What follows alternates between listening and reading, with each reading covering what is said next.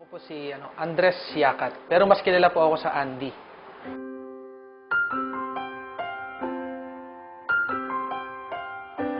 Yung pinanggalingan kong pamilya, hindi naman ganoong kayaman. Sabihin natin na nakakaraos araw-araw, ang nanay ko tindera sa palengke, ang tatay ko naman magsasaka. So yung buhay namin, nung time na doon ako naninirahan, talaga umiikot lang sa bukid. Bukid, pagtitinda. So doon ako nabuhay. Sa pag-aaral, bali nakatapos din ako nung pag-aaral na Electronics and Communication Engineering.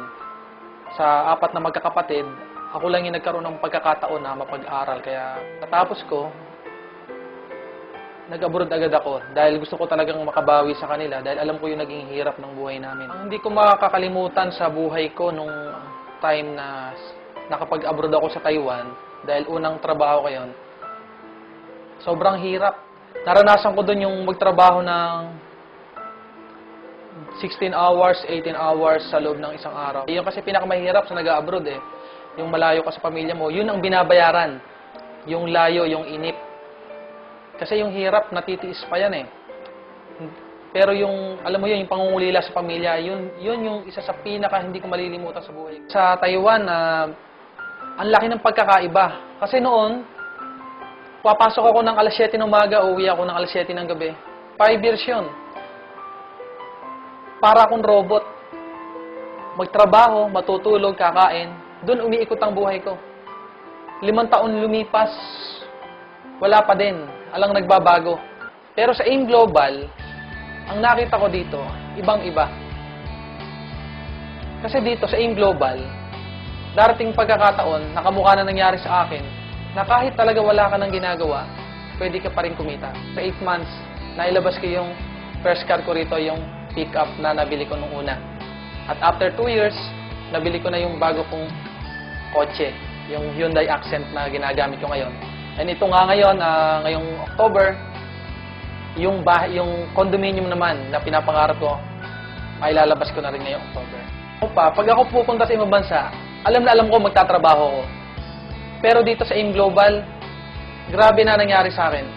Pumupunta ako sa ibang bansa, Hong Kong, Singapore, Thailand, Malaysia.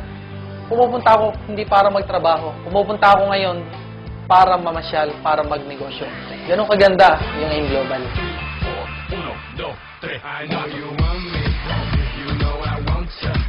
I know you want me. You know I want you. I know you want me. You know I want you. I know you want me. You know I want you. 1, 2, 3, 4. 1, 2, 3, 4. Rumba. Ella quiere su rumba. Go. Rumba. Ella quiere su rumba. Go. Si es verdad que tú eres guapa, yo te voy a poner a gozar. Tú tienes la boca grande, dale, ponte a jugar. 1, 2, 3, 4. 1, 2, 3, 4. Sa company, sapagkat sa nangyari sa buhay namin, sa aming mag-asawa, na nakasama ko siya ng lagi na, hindi ka mukha dati na pinupuntahan ko pa siya sa Singapore. Pero dahil nga sa laki na kinikita ko na din, nagawa ko na yung pauwi siya dito. Yun ang isang bagay na hindi ko makakalimutan sa kumpanya. Very thankful talaga ako sa AIM Global. Dahil now, magkasama na kami ng asawa ko. Kasi before, nagtatrabaho ko bilang nurse sa bansang Singapore. So sa aming bago-bago pa lang mag-asawa, ang mahirap doon yung naghihiwalay kami dahil kailangan ko magbalik ng Singapore para ituloy ko yung trabaho ko doon. Sa AIM Global, sa mga bumubuo, sa mga may-ari, maraming salamat po sa inyo po na ginawa sa amin. Dahil po sa inyo, nabago po ang buhay po namin. Maraming salamat po. Mabuhay po ang AIM Global.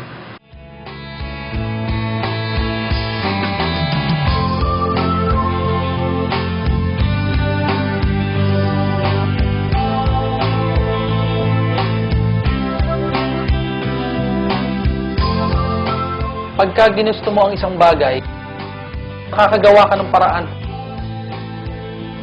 Wala sa galing o talino. Ang importante pala, kung talagang walang-wala na mapagkukunan, kahit ano gagawin mo.